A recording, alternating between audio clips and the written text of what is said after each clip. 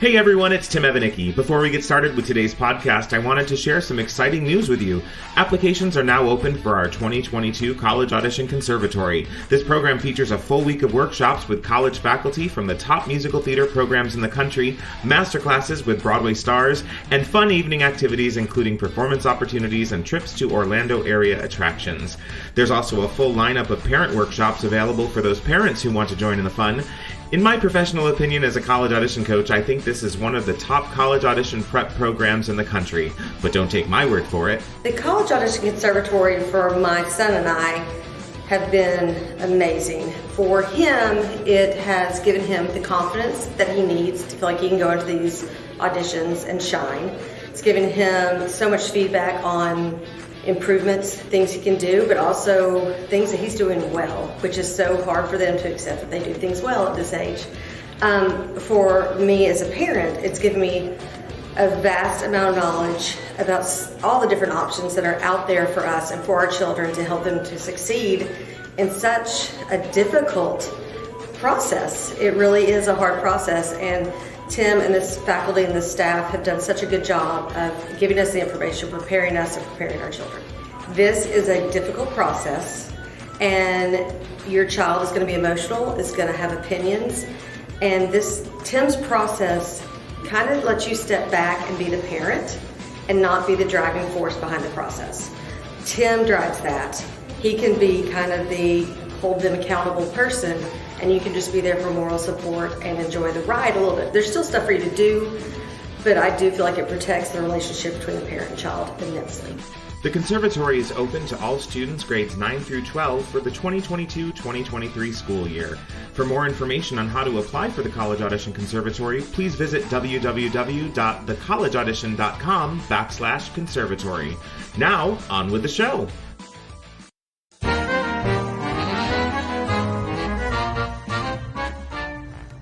Welcome to the College Audition Podcast with your host, nationally renowned college audition coach, Tim Evanicki. Hey everybody, Tim Evanicki here with the College Audition, back again with another episode of the College Audition Podcast. My guest today is Joe Deere, founding head of the musical theater program and distinguished professor of musical theater at Wright State University. Thank you so much for joining us, Joe. It's great to be here, Tim. So first, as my listeners know, we always like to get to know the person before the program. So you have a rather distinguished career and background, and I would love to hear more about that and share that with our listeners. Yeah, well, so Tim, you're in Orlando, right? I am in Orlando. So I grew up mostly in Tampa. Oh, wow. And was a kid in community theater and high school theater and all that, and was very, very active in dance studios there in Tampa with some really great professional people. And then I went to college at the University of South Florida, where my parents were both English professors. And I rushed through college in about 2.5 years, and ran to New York City as fast as I could. So I was still 20 when I got to New York. I had a contract for a national tour of The Wizard of Oz in my pocket. Well, actually, I had everything but the contract. I had the itinerary. I had where do you want to stay when you're in rehearsal, all that stuff, but no contract. The tour fell through before it ever started, but it got me to New York in a hurry, so that was fine. And then I started my career in New York City. I was a dancer when I began. My undergraduate degree was in acting, but I was a dancer, I was an actor, I was a singer in the days before there were so many BFA musical theater programs, and certainly there weren't at the University of South Florida at that time. So I put it together myself. I made the education myself. And when I got to New York, the first job I had was tap dancing on the sidewalk in Schubert Alley. So I was a street busker, and it was so much fun. And then eventually I worked my way into the Broadway theaters. I was a dancer on Broadway and Anything Goes, and with a company called the American Dance Machine that was just absolutely fantastic, and did shows at New York City Opera and national tours and lots of regional theater and tons of summer stock, and eventually fell in love with directing. And I was, I think, for me, smart enough to recognize that that was my next calling. And I began doing that at summer stock theaters and every little theater I could get to, convince to let me direct. And then eventually I started stage managing. I had done some stage management before that, but I started stage managing and eventually was a stage manager on a national tour of Singing in the Rain. But I was also a swing on, and I stage managed Guys and Dolls on Broadway and lots of things. And eventually just decided, okay, what I really want to do is commit to my directing career. And I went to Carnegie Mellon for my MFA in directing, which was the best thing I could have done. It was just an absolutely life-changing experience. And while I was there, I fell in love with teaching again. I had always been a teacher in New York, and I taught tap at places like Steps and all over the place. And I was actually the first tap teacher at Steps on Broadway. Yeah, I convinced them to offer tap classes. They said, "Gee, do you think anybody would take them?" I was like, "Yeah, I'm pretty sure." So, anyway, while I was in grad school, I taught as part of my grad training, and I loved it. And it reminded me how much I liked being around young people, and I found that the students at Carnegie Mellon really liked what I had to offer, and so here I am, 26 years of university teaching later. So 25 at Wright State. Wow. So as I said when I introduced you, you're the founding head of the musical theater. So talk to us a little bit about how that came to be 25 years ago. Well, Wright State made the decision to start a musical theater program. And they put out a call for somebody to head the program. And so I applied, and they hired me happily. And for both of us, actually. And I came here, and I was a freshman with the freshmen in that first year. They had a list of courses on paper, and it eventually evolved, as of course every good program does.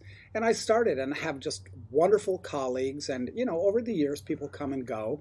But it's stayed a really first-rate training program. The quality of the education, it's based on the idea that everybody is going to be trained as an actor. And some people are trained as actors who sing more and dance more than other actors. So some people are acting majors, some people are musical theater majors, but everybody shares a common core of foundational acting, voice and speech, and movement classes. There's no acting for musical theater majors until they get to the specialized courses in musical theater. But for a year and a half, everybody is an acting major. And it's one of the things I love about the program. It's been that way from the beginning, and it continues to be one of our great strengths. So in many times, you'll look at the stage, you'll see students in a play on our stage, and you don't know who's a musical theater major or who's an acting major, and that's fine with me, because as far as I can see, when my students get out of college, what they want to do is work. And so people who can act, sing, and dance incredibly well, sometimes one more than the other, they're the people who are going to work. So you have some very strong feelings about musical theater performers being actors first, so much so that you wrote a book called Acting in Musical Theater. Could you talk to us a little bit about that, please? Yeah. So thank you for the pitch. I appreciate it.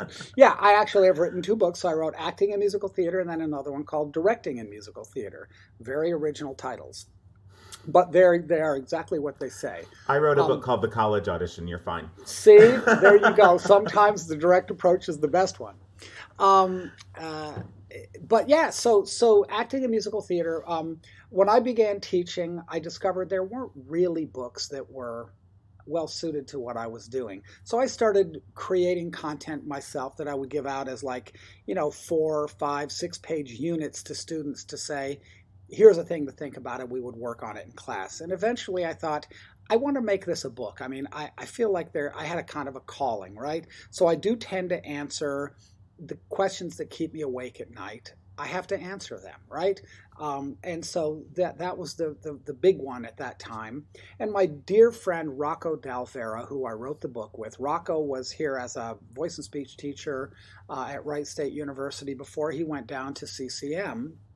But he and I stayed friends for the rest of his life. Sadly, Rocco passed a few years ago, and he was like a dear friend of mine, just as close as a brother. But we started talking about it and decided to collaborate because he had written a very good book on voice and speech already. And so we started on it, and it really was, my mission was write the book I wish I had when I began teaching. And I think we did. And I think it just now was released in its 3rd edition. and it's translated into 4 languages. So if you speak Spanish, Portuguese, Korean, or Italian, you can also use the book. I'm hoping for Chinese soon, and I'm hoping for either German or French. That would be really wonderful. But yeah, so a lot of people use the book, and it is actually the most used textbook in the world on this subject, and it's used by more university programs, musical theater programs than any other text. So I'm very proud of it, really proud of it. Wow. Yeah, neat. So the second part of the introduction I gave you is now that you're a distinguished professor of musical theater there, and you just told me before we started the recording that you've recently sort of rearranged your duties at the school. So talk to us a little bit about what it is that, which courses are you still teaching there, and when will students sort of interact with you? Yeah. So I was chair of the department for 4 years. I stepped down as head of the musical theater program to become chair of the department. I did that for 4 years and voluntarily returned to teaching for a range of reasons, but mostly because I missed being in the classroom as much as I wanted to be. I was still teaching, but not as much as I liked. And I just decided, being a chair is a lot of work, and it's a lot of a very specific kind of work, and I could do it, but it wasn't. I just didn't feel like it was utilizing what I have to offer students as well as I might. So I did return to teaching full-time. So my job is I'm artistic director, which means I help select the plays and musicals. I help produce them and promote them and so forth. That's one component of my job. But the much, much, much larger component is that I teach. So I teach some acting classes as part of that core of classes that every student takes. I teach acting and musical theater. I teach a senior preparation course, so it's kind of the getting ready for the industry class. I teach tap because, as I said, I was a tap dancer, and next year I'll be a tap dancer for 50 years, which makes me feel 100 years old. But anyway, isn't that crazy, right? How can anybody be tap dancing for 50 years? But there you go. Quite an accomplishment. Isn't that neat? Those are some strong ankles, sir. Right on, babe. I'm still doing it, and I have pretty good feet still.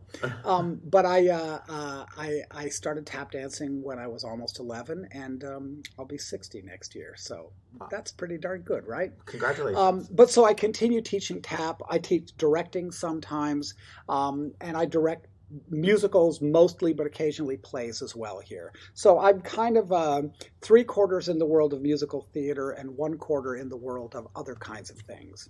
Wow. So let's transition into speaking a little bit more in depth about the program at Wright State. And if you've heard any of the other episodes of this podcast, it's okay if you haven't, but I've always asked my guests to give us their elevator speech, their elevator pitch on the program in 60 seconds or less. What is it about Wright State's program that makes it unique? Wright State's BFA program, and I think we're mostly talking about musical theater here for your students. Is that right, Tim? Yes, that's correct. So the BFA musical theater program at Wright State University is based on 3 pillars: craft, creativity, and professional practice. So we teach students the skills they need to be artists. We set a very high bar for skills mastery, and we help students get over it. We encourage and require students to be creative artists, not simply, so I'll say the analogy is sometimes you're a pawn in the chess game and sometimes you're the chess player. And we teach our students to be chess players as well as chess pieces, because you have to be able to do both. But we insist that students have opinions about their work, that they are going to be the people who define the world of theater, musical theater, TV, and film for the next 25 years. The students who work at Wright State, who come to Wright State and study, are going to be the shapers of the future of this art form. And then professional practice is the 3rd pillar, and that is really all about meeting the industry expectations, understanding the industry in terms of how people create work, how people identify jobs that they're right for, how they prepare for those auditions, how they have skill levels that can meet what the industry expects now on every level, from a business side to a craft and skills side to an artistic side. They are ready to start a career in 2024, 2025, 2026, whatever the next few years are that your students are going to be coming to Wright State to train for, right? We got a horizon of 4 years at a minimum. Most of my students start their professional careers on some level even before they graduate. But that's what Wright State is all about. Wow. So what are some highlights of the program? Either some opportunities that they have while they're there, some sort of big milestones or benchmarks in the program that students look forward to. Love that. Well, so as I said, we start with students integrated. The music theater kids will take the exact same acting, movement, and voice and speech classes as the acting majors, but they'll also take additional dance classes and additional singing lessons during that time. So they're a very, very busy lot.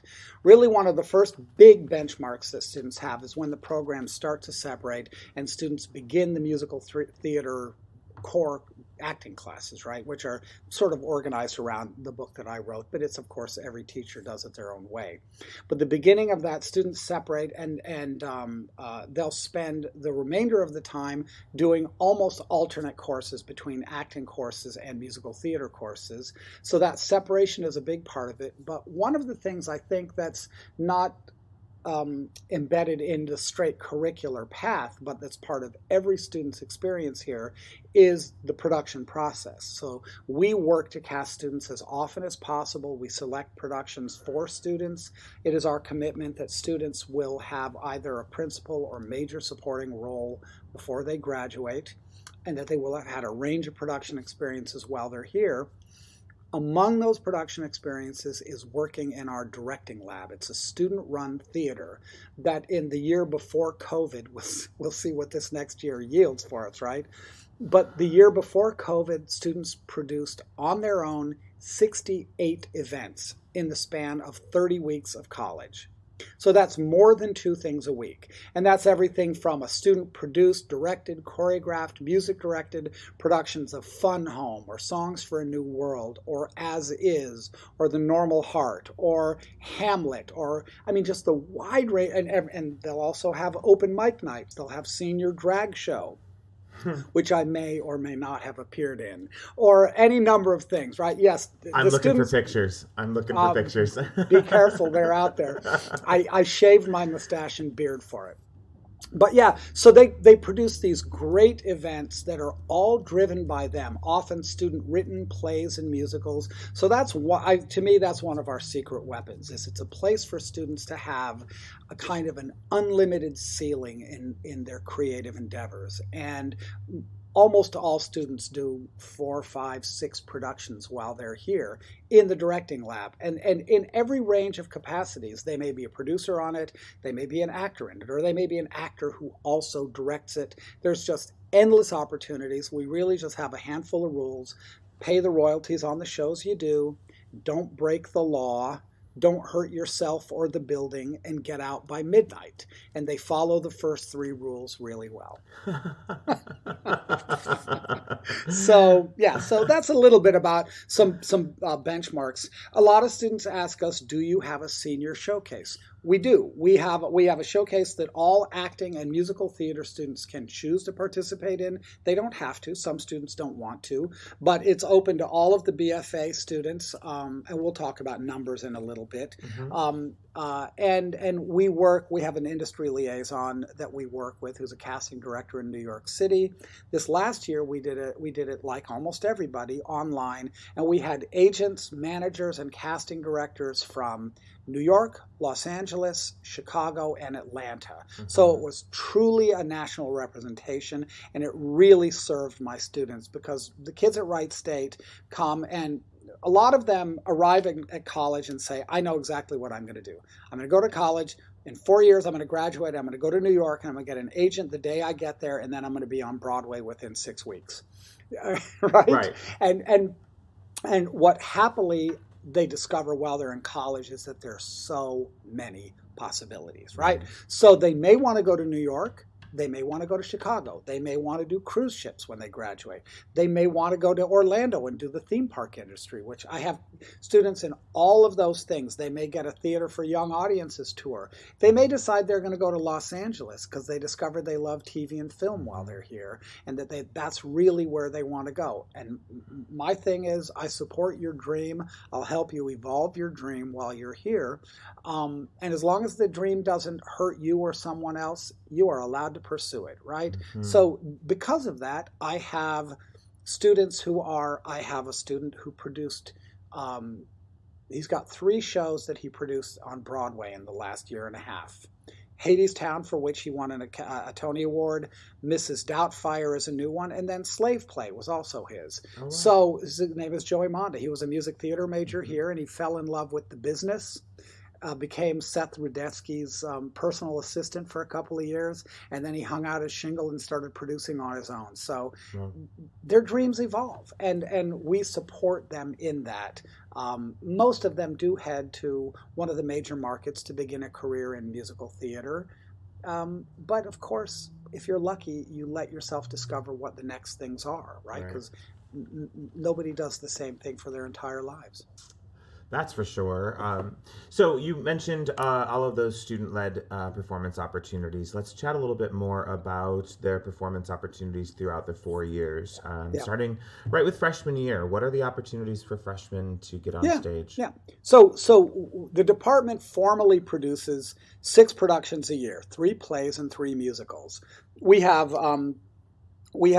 3 venues that our students can perform in. One is that student directing lab. It's a 99-seat theater. Then we also have our big main stage theater, the Festival Playhouse, that's about 340 seats.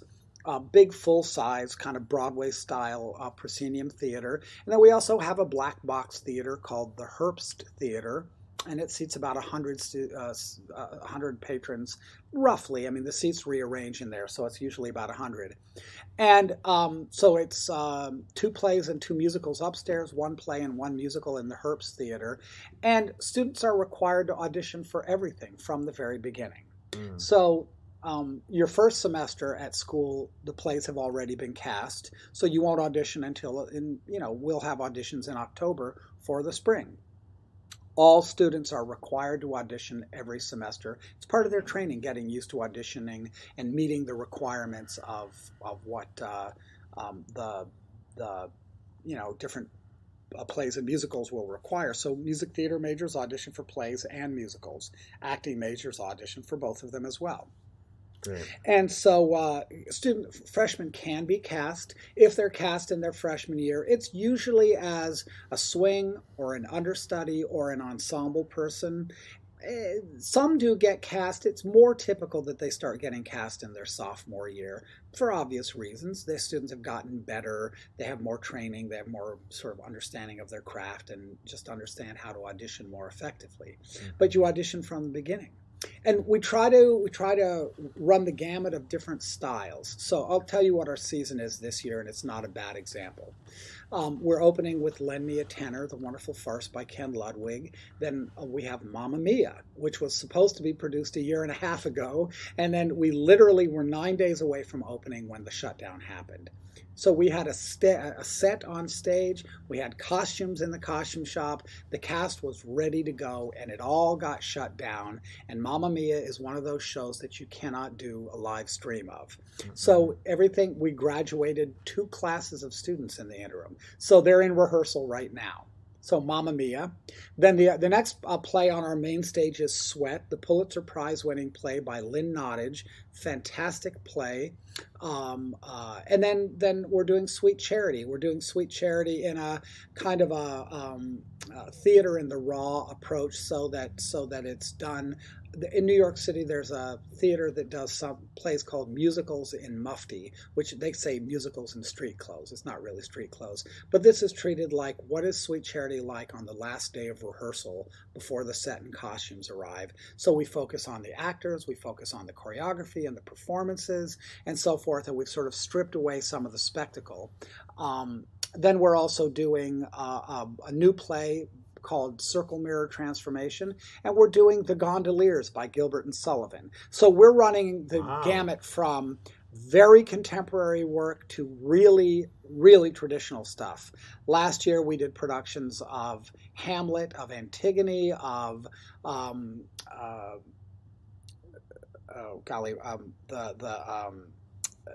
we had two really great song cycles last year. Fugitive Songs was one of them, and then a ton of independent student film work as well. So we try to run the gamut of very contemporary to very traditional. We did the college premiere of Parade, which Jason Robert Brown came and coached our students in. And we did one of the first university productions of The Light in the Piazza. And we've done lots and lots of new developmental works of musicals as well. So kids are going to have a chance to they're going to get an experience with as wide an array of different kinds of pieces as we can fit in. What is your, I mean, we're back in a new school year. It's a new year and a new year of COVID, of course. So what are the COVID precautions like in the performances this year? Are you 100% back as far as capacity and Well, yeah, so everybody is masked everywhere, audience, crew, and casts. So that's, as you know, Tim, every state and in fact almost every school district or school has its own rules about it. And so my university's rules are all classes and all university activities must be masked. We do not at this moment require vaccination, though that could happen. I'll tell you that, for instance, I'm directing Lend Me a Tenor, and the cast volunteered to me, because I'm not allowed to ask, but the cast volunteered to me that they're fully vaccinated. That really makes me feel safer and more comfortable. But the university policy is all masks all the time, and so we're following that. Our audience will be at capacity. We'll see how full it ends up being. But we have the potential for capacity, and we're going to sell tickets that way, and everybody will be vaccinated. So that's how it's working, and likewise in class, and it's a heck of a lot better than being online. Absolutely. And sitting here interviewing you from the state of Florida, I certainly understand that there are different... I know you do. I still have family in Tampa and Orlando, so I know it. Yeah. Yeah, so I'm so happy to hear that you're doing everything you can to keep everyone safe, but at the same time moving forward and giving these kids an opportunity to get back on stage. That's wonderful. We gotta find a way, right? Absolutely. Yeah. So, being a state university, there are many majors and opportunities there. So, talk to us a little bit about the opportunity for BFAs to minor, or is it possible to double major at the university? Yeah, so I'm going to say technically, yes, students can double major. We've rarely had that happen. I have a student who came in, who's a junior now, who came in with a ton of AP credits and has just worked himself to the bone. He is getting a double major. I think his other major is in a modern language. I can't remember I think French.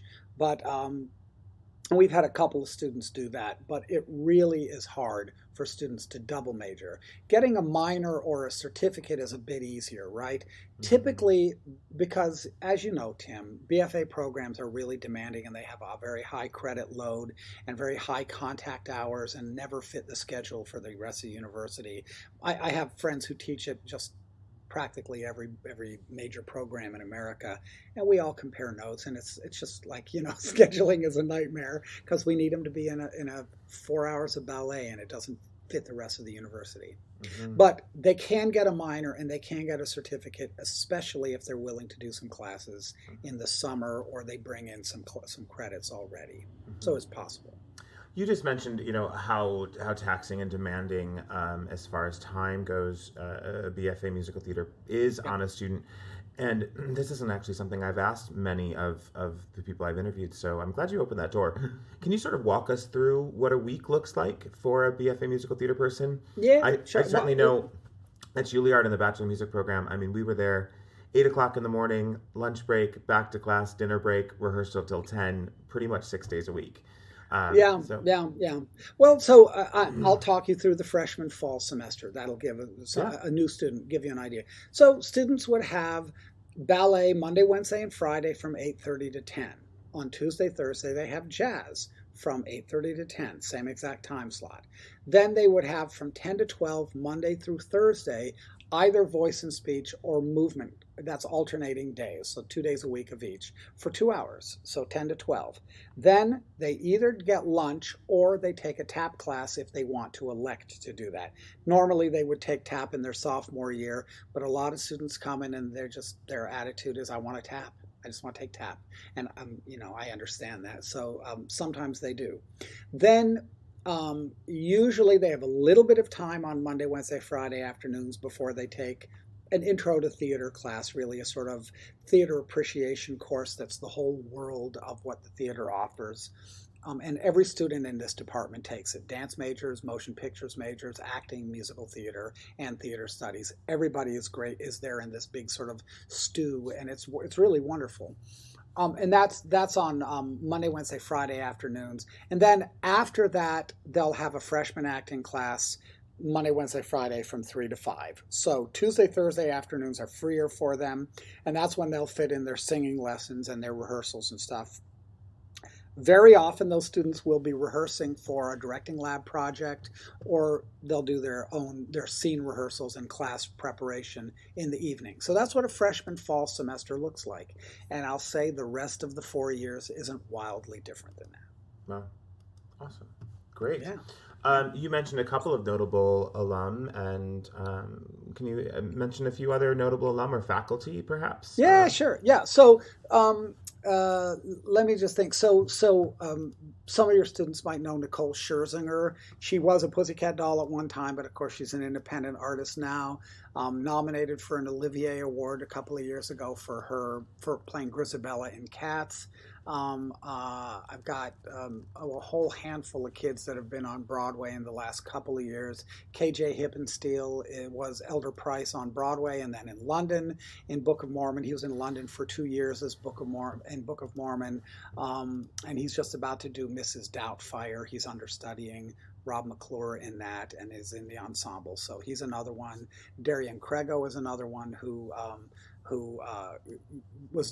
she works all over the country. She was in Holiday Inn recently on Broadway and has done national tours of 42nd Street and White Christmas, and so it could sort of go on and on. Chevette Brown, a wonderful actor who's he may be going back out on tour right now with My Fair Lady, and was in Smokey Joe's Cafe off Broadway and played El Gallo in The Fantastics. He's the second black actor in the history of that show in New York to play the role of El Gallo. So yeah, we've got wonderful, wonderful people all over the place doing what they love. That's wonderful to hear. So let's chat a little bit about where Wright State is in Dayton, Ohio. And students usually want to know a little bit about, life around the campus, because I think eventually at some point during their 4 years they're going to actually leave the campus and do things in the area. So can you talk a little bit about what that is? Yeah, sure. What that's like? So we're in Dayton, Ohio, and I can tell you probably the question that I get most from people as they're trying to decide where they want to go to college, because if students come to visit Wright State, we get them to be able to observe classes. Very often they'll take workshops, they'll meet with students, have lunch with students, talk with faculty, see a production, and then they get to see what we're really about. And very often they see it and love it. They love what they see. But their question is, yeah, but Dayton, Ohio? Really? And my answer is absolutely. Now, I thought that when I first got here as well. I just thought, what could there possibly be in Dayton, Ohio? But it's actually a fantastic place. There's a lot of theater in Dayton, around Dayton, connecting to Cincinnati, connecting to Columbus, which is all within about an hour and 15 minutes. So I have students who work all throughout this area. Around the campus, it's like many, many universities. So it's not a downtown campus where you walk across the street and there are delis and things like that. It's a sort of a suburban campus. The campus is about 50 years old, so the buildings they start in the mid 60s and have been built. Our Creative Arts Center was renovated 4 years ago, beautifully renovated and expanded. So the campus itself is very nice, but it's a very modern campus. So it's not one of those ivy-covered wall places, but the facilities are fantastic. And surrounding the campus are apartments that students often move into, lots of shopping, lots of dining. There are malls and things around, movie theaters all over the place. And surrounding here, it's really quite beautiful. There's a lot of farmland around the university, and very nearby is 15 miles away is Yellow Springs, which is kind of like Woodstock. It's actually where Dave Chappelle still lives. John Legend lives right near there as well. So we've got this bizarre little pod of celebrities that are nearby. And then downtown Dayton is a very turn of the 19th to 20th century downtown area with lots of cool places to go and hang out. And if you're old enough, there are bars and places to go that's really fun. It's a very lovely town, safe, which I think a lot of students want to know and their parents really want to know. It's a very safe campus, very safe community to be in. And so, my students generally have a really positive experience. And here's the thing about Dayton that's good. When kids go to a major market city, they're often pulled away to try to do tons of auditions, when are you going to actually give yourself permission to be a student? You do actually have to get good at what you're doing before you run off into your career. So my students work in the summers constantly, but in general, they're in school full time during the year and they're not pulled away by a million distractions. There's nothing, there are a lot of good programs where that's possible, but I think one of the advantages of Wright State is that students really do get a chance to focus on developing their crafts and being a student in a safe environment, right? If somebody doesn't put it up on YouTube or TikTok or something, you are safe to be alone. And I'm joking about that because our students don't do that. But kids have permission to be a student while they're here. And there are a lot of places where they think they've started their careers when they're 18. And I think that's too soon. I agree. And as someone who went to school in New York City, I always say that, the kids who always say, oh, I want to be in New York because the connections and all the people there and I'm going to be able to go audition after class. That's not how it works at all. If anything, going to school in New York City can be a giant distraction. It's hard and it's expensive. It's definitely expensive. But you have to be the right kind of student to sort of make it in a major city like that, to get through all 4 years without being pulled in a million different directions. And it's a hostile environment, right? If you're from Orlando, if you're from Lakeland, if you're from somewhere in what people nastily call flyover country, moving to a major city is a huge adjustment, and it can be really emotionally taxing, especially in these times we're in right now with COVID and natural disasters. It's hard to be in a big city. Absolutely. And those 4 years should be spent concentrating on getting that degree, getting your classwork done and getting that degree. And learning to be an adult and learning to be an independent person. That's a huge piece of what happens, is that students have to develop the skills to be independent, not just independent artists and business people, but independent adults. And I think Wright State is a beautiful place to do that with a faculty that really cares about the students, and a lot of support and mentorship by students toward each other and by faculty toward their students. So let's transition now into the auditions.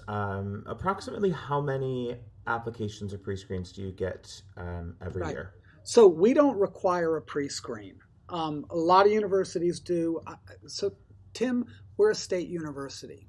And one of the things that we very strongly believe, this is at the core of our philosophy, is that we want the education to be accessible to every student who can meet their requirements, meaning that they can pass the audition and they have the academic requirements.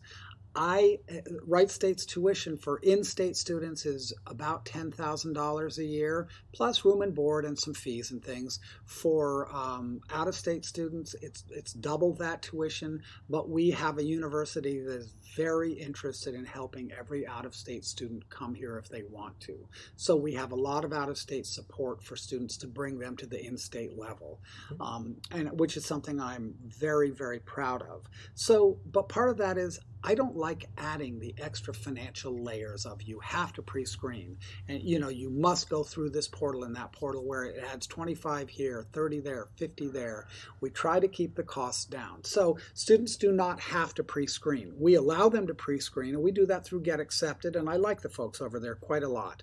But it's not required. So we see about 500 students a year audition for the acting and musical theater programs. About 3/4 of those, maybe even more, are for musical theater. The others are for acting, and a handful of students, maybe 50, 60 a year, audition for both programs at the same time. And sort of if we make an offer, then they decide what's right for them. But so it's about 500 a year. Great. So if they do decide to audition for both acting and musical theater, is that the same audition? Yep. Okay. Yep. Same application? Same audition, same faculty sitting at the table. We look at which box they checked and we assess them accordingly. Okay. And what are you aiming for as far as a class size? Let's talk both acting and musical theater. Yeah.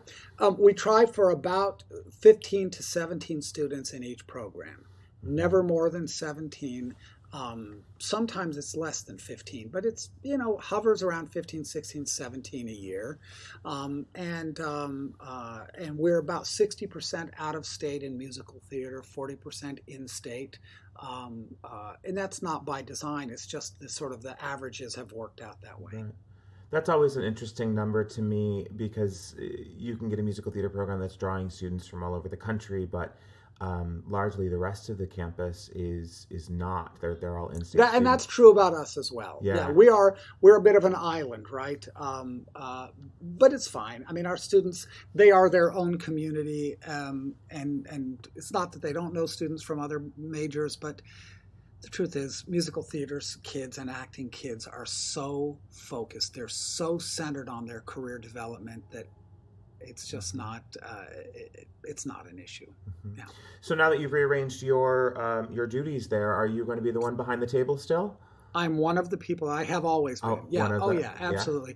Yeah. So I mean, we do a range of out of town auditions. We have a few that we do out of town. We don't do unifieds, but we do that. But here on campus, we're doing 3 in-person auditions and 2 online auditions. Students can select either one. The online audition, and in truth, we don't favor one over the other. We all got very good at online auditioning in the last year and a half. And so for some students, that's a financial thing, that they need to do that. And then if we decide to make them an offer, I can't imagine a student accepting a university and not going to visit it in person. And I would passionately encourage students to do that, because given that there are a lot of good musical theater programs out there, I mean, I would put us in a category of places like Florida State for you all there in Florida, or Penn State, or we've been compared to Elon, we've been compared to Baldwin Wallace by a lot of industry people as well. Perhaps Shenandoah, though their numbers are larger than ours in terms of their incoming class. But that's the kind of program we are. So students have to decide if somebody gets accepted at 3 or 4 different programs, which is possible, you have to decide where is right for you. And that's going to have, I hope, more to do with how it fits for you rather than the external things. Because if the education is good, you're going to have your career is going to develop, right? I told you about some of the kids we have. A couple of years ago when the national tours were going, I think I had 6 or 7 students on different national tours all simultaneously, from Hamilton to Wicked to everything, right? So the kids get out there and they work, but they've got to find a school that fits them. And you can only find that out if you go visit. What are the qualities of a student that you are going to be looking for as you're accepting your incoming class? Well, ultimately, we're going to assess whether they have a foundation of, a technical foundation. Do they have a basic understanding of their voice and their body?